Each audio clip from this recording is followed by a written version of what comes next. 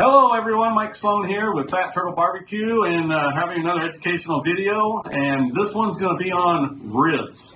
We kind of wanted to take some time here and go over the different kind of ribs that are available to you and what the difference from one rack of ribs and another is, because not all pigs were created equal and not all ribs are created equal. So we cook probably around 800 to 1,000 racks of ribs here a month. So you can imagine we see a lot of ribs that come through the restaurant. We pride ourselves in some of the research that we do and all the different meats that we have. And one of that is just seeing what the different brands, like Swift and JBS and all the different manufacturers of different kinds of ribs and the people that we get them from will say, oh, this is the same rib. And oh my gosh, they're not.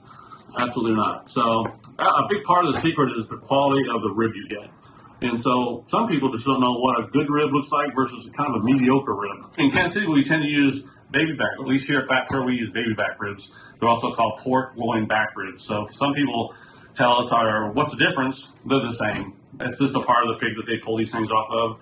And some people call them baby back, some people call them back ribs, and pork loin ribs. There's all kinds of different names. And there's the St. Louis rib. So the difference between those two ribs are that the spare ribs are lower on the rib cage of a pig, where the pork loin back ribs are higher on the rib cage, where the pork tenderloin is.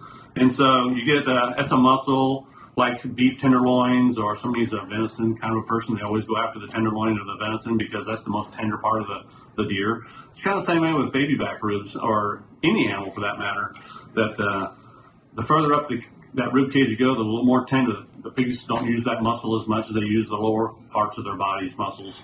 And so they tend to be more flavorful, or they're a lot more tender. These are two ribs, pork back loin ribs we got. Okay, same vendor, same manufacturer, same everything.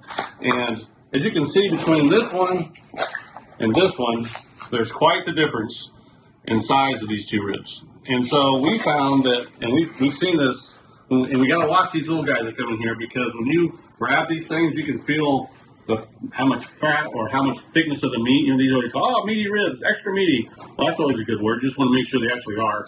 And so when you feel this one, it's not that thick on the side there, as you can see on that one. But then you get this big old boy where you can press in. It's thick on the back of it. So you're talking about something that's about that thick versus something that's that thick.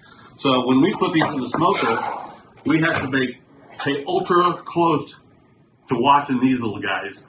We tend not to put the little racks in the back of the smoker, because in our smokers, that's kind of where the hot spot is in the back, right? And so we put these big old honking guys in there. So we find these bigger ribs will have a little more fat in them that we found over time, and so they'll render.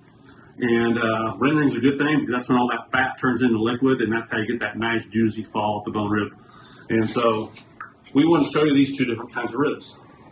Don't go for the skinny ones. Spend the money on a rib that's thick and meaty. Even if you have to pack up and go to a different store, you're not going to like the result of that, because it's going to get dried out. It's going to cook too fast. You're not going to like that. If you have 2 or 3 different size ribs inside your smoker, they're all going to cook different temperatures, or different times, I should say. And so you don't want to have to fiddle with that. So try to get all your racks nice, fat, big. These are 3.5 pound ribs. We use the industry standard in the restaurant business is a 1.5 to 1.75 pound rib racks. And so what we start doing here at Phat Turtle is we actually buy the big fat meaty racks for 3.5 to 4.5 pounds, anywhere from 12 bones to 17 bones. Yep, we've seen, not sure how that works, but we actually got a 17 bone rib in here. And so we sell our product by the pound. So if you order a rack of ribs here at Phat Turtle, you're going to get a 2-pound rack. It may be 7 bones. You know why? Because they look like this. They're big, honking, fat, juicy ribs. And so one would argue that you're not buying as many bones, which is you can't eat the bones. Don't eat the bones. So we sell you more meat. That's what we're here to do.